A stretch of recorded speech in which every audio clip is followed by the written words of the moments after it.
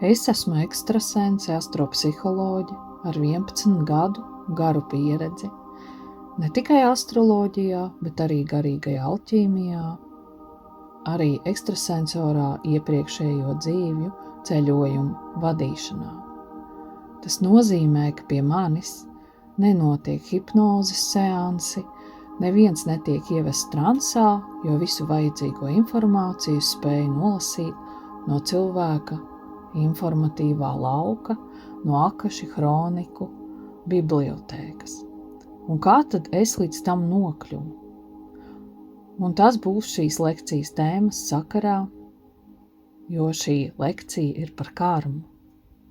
Un kas gan pēdējos gados nav uzradies? Ir karmiskā psiholoģija, karmiskā astropsiholoģija, ir karmas kauči, ir dažādas karmas atlaišanas prakses, un vai tas viss strādā? Īstenībā karma ir ārkārtīgi personīga lieta, jo katrs cilvēks var tikai pats savu karmu atstrādāt un atlaist, un no malas it neviena prakse vai tīrīšana nestrādās. Kāpēc? Tāpēc, ka karma ir saistīta ar cilvēka dvēseles, cilvēka sirdsapziņas, cilvēka garīgās izaugsmes līmeni. Un tāpēc vienalga, cik tu veiksi tīrīšanas no malas, tu, atgriežoties tajā, kāds tu esi, tu atkal turpinās darīt to pašu, kas saskan ar tavu vērtību sistēmu, ar taviem morāles standartiem un ar enerģiju fokusu, kas varbūt ir zemāko čakru enerģijās. Mazliet manas pieredzes, pirms es ķeros pie stāstiem, kurā brīdī tad karma beidzās cilvēka dzīvē, un vai vispār var iziet no šī te karmas apļa. Kādreiz agrāk es meklēju patiesību dažādos veidos. Es esmu absolvējis Kristīgo akadēmiju, daudzus gadus esmu lūgusies gan baznīcā, gan mājās, un vienmēr, jau sākot no bērnības, es sevi atceros, ka man interesēja konekts ar dievišķo. Es pat neatceros, kas man izstāstīja bērnībā, ka ir tāds dievs, ar kuru var sarunāties, bet es skaidri atceros to momentu, kad es saņēmu atbildi. Man bija maz gadu, varbūt 6, varbūt 7, bet to sajūtu es vēl joprojām atceros. Man atbildēja. Dievs ir. Un Dievs šeit ir domāts nevis tas reliģiskais, jo mana ģimene negāja uz baznīcu, un mājās nebija bībeles un par to vispār nerunāju. Tas ir kaut kas iekšējs, par ko dvēsele zina, ka tas eksistē, bet šī zināšana parasti attiecās uz senām dvēselēm, jo tāpēc mēs esam tik dažādi. Un katra dvēsele piedzimst ar to savu attīstības pakāpi, kura priekš viņas ir vislabākā, jo nav sliktāk vai labāk. Ja mēs paskatāmies vēsturiski, tad visas dvēseles ir sākušas ar fizisko čakru izzināšanu. Tie ir tie senie laikmeti, kad bija akmens laikmets, kad bija izdzīvošana, kad cilvēkiem vienkārši vajadzēja vairoties, un tur nebija stāsts par morāles vērtībām vai par garīgumu. Tur bija šī izdzīvošanas skola, un vēlāk parādās sacensība, ego cīņas, kas ir jau par 3. čakras enerģijām. Tad parādījās visi šie skaistuma kulti, kas ir par 2. čakru un bagātība kā salīdzināšanās. Un tā cilvēce un katra dvēsele ir gājusi cauri visiem šiem cikliem, daudzu 100 dzīvju garumā. Un, protams, vienīgās dvēseles, kas šos ciklus nav gājušas, ir avatāri, tādi kā Buda, Kristus un citi svētie, kas ir uz zemes dzīvojuši. Jo arī tam ir nozīme, jo tad, kad cilvēks iet tumsā, tad, kad cilvēka dvēsele piedalās šajā eksperimentā, izaugsmes eksperimentā zeme, tad sākumā ir pilnīgi tumšs, jo ir tikai ēst, gulēt, vairoties. Un lai cilvēka dvēselē būtu kaut kādas vadlīnijas, tajos pirmajos gadsimtos, gadu tūkstošos, kurām mēs dzīvojām cauri dažādās savās inkarnācijās, bija vajadzīgi kaut kādi orientieri, un tā radās pirmie svētie raksti, tā radās reliģija kā orientieru nesēja. Jo kamēr tu sevī neesi atvērs šo avotu, šo sirdsapziņu, šīs morāles standartus, atklājis kā sev vajadzīgus, tev ir vajadzīgi viņi no ārpuses. Un visas reliģijas un visas svētie raksti ir kā instrukcija priekš cilvēkiem, kuri ir tumsā, kuri vēl neprot paši sajust, kas viņiem ir labs un kas viņiem ir ļauns. Un mēs visi esam bijuši šajā tumsā. Un atgriežoties pie mana ceļa, es vienmēr meklēju, es vienmēr uztraucos par netaisnību, un tagad es zinu, ka tas jau man bija ierakstīts manā dvēselē, ka es meklēšu, ka es atradīšu, jo man to arī pareģoja dzīves laikā vairāk cilvēku, ka tā notiks. Un tad, kad es aizgāju uz augstskolu, es nokļuvu mārketingā, mācībās, un es nevarēju šajā skolā palikt, jo tas priekš manis bija pārāk materiālistiski, un tas arī asteroids galīgi neatbilst manai kārtei ar 3 planētām 9. mājā, kas ir garīgais sektors, garīgā skolotāja māja, apziņas paplašināšanas māja, un es devos prom, es devos uz Kristīgo akadēmiju. Un es atceros, ka mans tēvs bija ārkārtīgi neapmierināts, jo kā tad pelnīs naudu ar kaut ko tādu, ja es būšu tur diakons vai sociālais darbinieks. Ja? Tas bija tāds liels šoks ģimenei, bet es sekoju savam iekšējam saucienam, jo es jūtu, ka es meklēju atbildes. Un Kristīgās akadēmijas pieredze bija ārkārtīgi interesanti. Tur es mācījos bībeles tekstus un ko nozīmē šīs senās valodas. Es uzzināju, ka vārds grēks, piemēram, nozīmē aizšaut garām mērķim, ka tā ir tikai viena no nozīmēm. Un tas bija ļoti interesanti. Un es pat aizbraucu uz Raudu mūri Jeruzālemē, lai ieliktu savas vēlmes pēc mīlestības, pēc labām attiecībām tajā mūrī, cerot, ka Dievs atbildēs manām lūkšanām. Un kā es jutos kā upuris, tā es turpināju justies kā upuris. Un tā bija tā sajūta, ka kaut kas nav. Bet jau esot šajā Kristīgajā akadēmijā, es piedzīvoju pirmo brīnumu savā ceļā. Tad, kad man bija jāraksta diplomdarbs, es devos intervēt kādu vīrieti, kurš dzīvoja vīriešu klosterī. Un es diemžēl neatceros viņa vārdu, bet tajā laikā viņš bija slavenība, jo viņš bija izbijis cietumnieks, kas pievērsies garīgumam. Un es atceros, kā es toreiz tam cilvēkam piezvanīju un pateicu, ka es viņu gribu intervēt, ka es mācos Kristīgajā akadēmijā, un viņš man pateica, es jums došu atbildi, tad, kad es parunāšu ar to tur debesīs, ar augšu, un viņš saka, es jums atzvanīšu. Un es biju pārsteigta, un pēc laika viņš man atzvan, saka, jā, es jūs pieņemšu. Un es pie šī cilvēka devos kā studente, diskutēju karalieni, man 23 gadi. Un viņš man skatījās ar smaidu, kā uz brīnumu. Un viņš pateica man, ka es esmu izredzēta darbam ar cilvēkiem, ka es nākotnē būšu tuva dievišķajam. Un viņš man tāds priecīgs skatījās, bet man bija 23 gadi, es gribēju mīlestību, es gribēju parastu zemes dzīvi. Man likās, ka es to gribu. Es viņam uzdevu jautājumu, vai man būs ģimene, viņš man neatbildēja. Un man arī ģimenes nebija ilgus gadus, un es joprojām neesmu precējusies, man nav bērnu. Bet viņš redzēja tālāk, viņš redzēja to garīgo laimi, kuru es tad nespēju apjaust, es pat nespēju nojaust. Un tas bija pirmais vēstījums no augstākas realitātes, tāds izteikts, ko sūta mums katram mūsu dvēseļu pavadoņi, katram, kurš ir garīgajā ceļā, nāk šie vēstījumi caur citiem cilvēkiem, caur sapņiem, un tas ir tā kā tāds pieklauvējiens augstākajām čakrām, par kurām es pat nenojautu, ka tāds eksistē. Un man bija ļoti daudz smagās karmas, ģimene ar sarežģītām attiecībām vecāku starpā, māsas slimība. Man bija ļoti daudz ciešanu, un visvairāk ciešana bija attiecību lauciņā. Un es atceros, ka es sapņoju vairākus sapņus, kur es redzēju uz priekšu visu, kāds cilvēks manā dzīvē ienāks.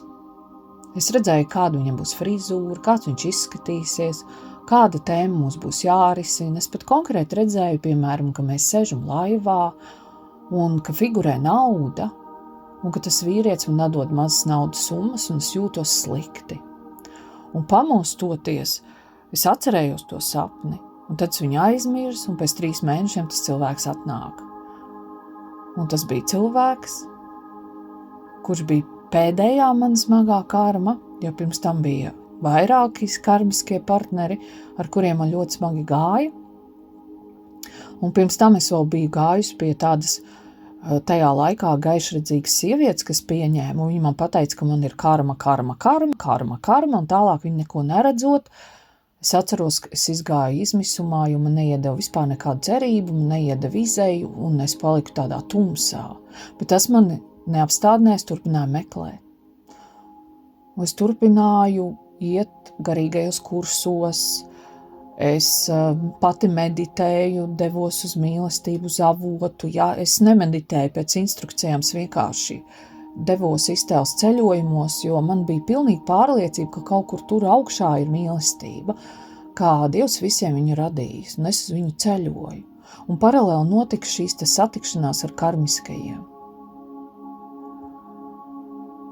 Un tas bija ļoti interesanti, ka man bija jāizdod milzīga naudas summa šim cilvēkam, lai es nokļūtu brīvībā. Jo tieši tad, kad es atdevu šo aizdevu naudas summu, dzīvokļu iegādēji, un tad, kad es to izdarīju, jo tas bija absurds, to cilvēku pazinu kādu pusgadu nepilnu,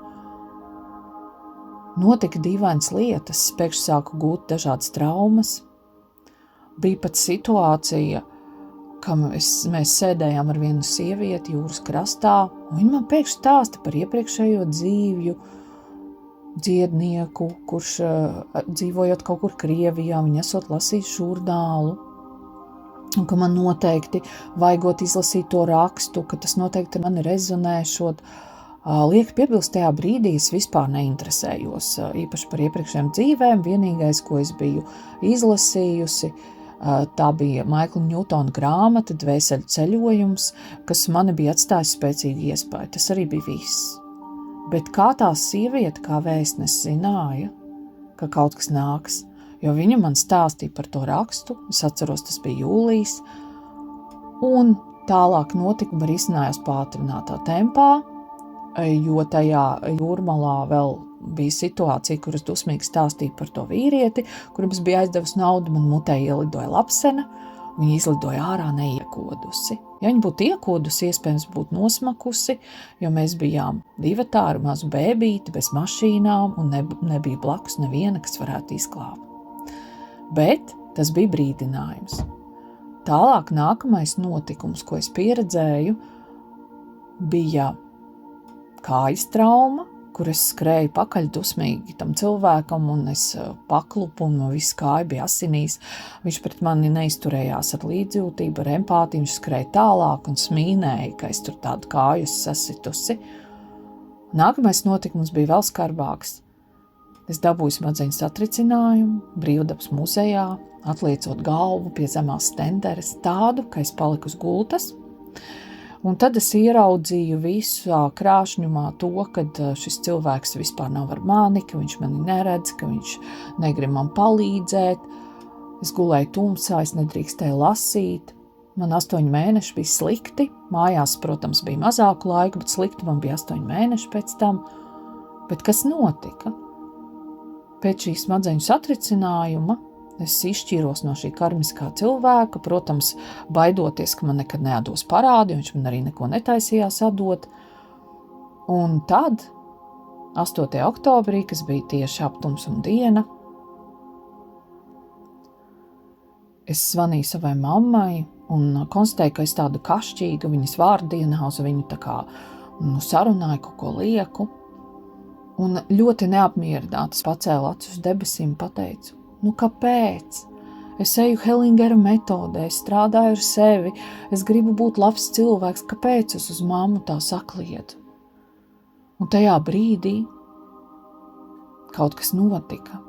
Pēkšņi man galvā tā kā atvērās kinozāles ekrāns, un es sāku redzēt ugunskuri, senlaicīgi tērpi, un es zinu, ka tur pie tā ugunskura stāv mana mamma, un es saprotu, ka es to filmu varu tīt, es uzdodu jautājumus, detalizējumu un rāda visu detaļās.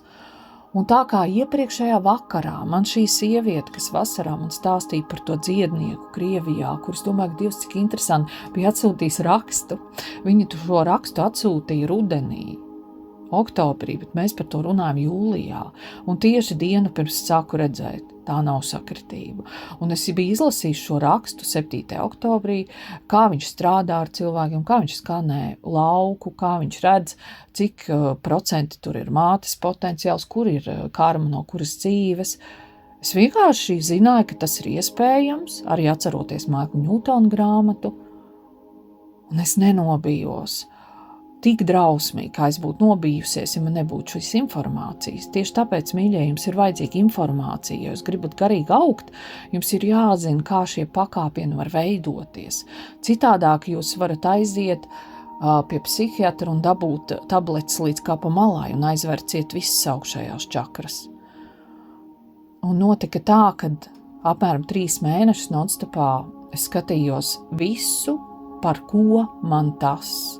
Es redzēju visus savus pagātnes partnerus, kuriem es darīju pāri, es redzēju pat varmāku un sapratu, kāpēc viņš mani uzbruka, tāpēc, ka es viņu biju pazemojis kā karavīrs kādā kara laika epizodē, kur viņš bija sieviete, un es raudāju, un es nezināju, vai tas kādreiz beigsies, es zināju, ka es nedrīkstu iet ne pie viena ārsta, es nedrīkstu iet uz baznīcu, jo mani nesapratīs, man nebija kur iet, jo Latvijā vispār nebija neviena cilvēka, kurš ar šo strādātu tajā laikā.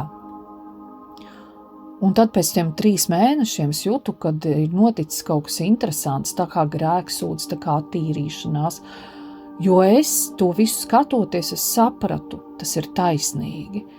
Tas, kas ar mani notiek, es to biju nopelnījis, un es arī redzēju, kā es tam vīrietim, kuram es aizdevu to naudas summu dzīvokļu iegādēju, un draudēju izlikt no māju vietas, un viņš bija izmisumā, kā es viņam iepriekšējā dzīvē esmu bijusi sieva, kura konstatē, es negribu būt precējusies, un es nodedzināju viņu māju, ieliekot kaut kādus tur dzīvnieku kaulus, kaut ko ieliekot, kaut kādas rotas lietas, lai viņš domātu, ka es esmu sadegusi un es aizbēgu. Un šajā dzīvē es dabūju viņam atdot parādu par sabojāto īpašumu. Un tad, kad es redzēju visu, par ko man tas, tad man iestājās pilnīgi taisnīguma izjūta, kas absolūti nebija iespējama Kristīgajā akadēmijā. Kaut arī Bībelē ir šīs vadlīnijas, tikai cilvēki, kas neredz iepriekšējās dzīves, viņi tulko citādāk svētos rakstus. Mans redzējums tāds, ka visos svētajos rakstos ir vēsturiskā sadaļa, kur ir lielākā daļa, ja, kur ir pierakstīti caur cilvēku prāta prizmu visādi noteikumi, likumi, ja, un tā ir vēsturiskā liecība, kurai nav šī te vērtība garīguma ziņā ļoti augsta. Bet ir channelings, jeb vēstījumi, kur ir pierakstīti, kuriem ir mūžīgā vērtība, un viņi nekad nemainīsies. Viņi ir vienīgais sagrozītie teksti, bet cilvēks, kas jūt enerģijas, viņš uztveras vēstījumu. Un tie ir kā 20%, ļoti daudz ir Jāņa atklāsmes grāmatā, un ļoti daudz vērtīgais ir pašā sākumā, kur ir Genesis un kur ir arī Kristus krusta ceļš un augšām celšanās. Par to arī tālāk. Un tad, kad es sāku redzēt iepriekšējās dzīves, tad man viss tapa skaidrs. Un mana dzīve sāka mainīties. Un tad es konstatēju, ka īstenībā es redzu arī citu cilvēku iepriekšējās dzīves, jo es tajā laikā strādāju mēbeļu salonā, un pretī man stāv kāda kolēģi, viņa man kaut ko stāsta par vīru, un es redzu, no kuras dzīves, kāpēc viņai tas notiek. Un es sapratu, ka kaut kas manī ir atvēries tā uz palikšanu, un ka kaut kā ir jāietver, zināšanas, manas instrumentos, dziednieciskajos, un tad es sāku iet uz kursiem, es sāku iet mācīties tētaviņas dziedniecību, es gāju pie ekstrasensa mācīties hipnozi un ceļojums laikā, nākotnē un pagātnē, un tas bija otrais gadījums pie šie ekstrasensa, kas ir Andžejs Kučinskis, viņš Lietuvā bija ieguvis 3. vietu ekstrasensu cīņās kādā no sezonām. Viņš man pareģoja nākotni, viņš pateica, Leida, jūs gaida svarīga sociāla misija, skatieties uz oratoriem, un viņš uz mani skatījās tādu viltīgu smaidiņu, un es vispār nenojautu, ka man būs jāstrādā ar cilvēkiem, jo es vienkārši sapratu, ka es redzu un ka man kaut kas ir jādara. Un kādu laiku es vedu regresīvajā hipnozē cilvēkus, bet tad es sapratu, ka man nevajag vest hipnozē, jo es varu nolasīt arī bez šī instrumenta lauku, blokus, iepriekšējās dzīves, jebko. Un tur bija viens no maniem klientiem, ar kuru mēs strādājām. Es viņu vedu regresijās uz inkarnācijām, kur viņš bija spāris ķermenī, un viņam interesēja šis te, jo mēs kā dvēseles esam arī iemiesojušās vispirms dzīvniekos uz zemes, tā kā radinoties pie šīs enerģijas, ja, kas būs zeme, ja mēs gribējam šādu pieredzi.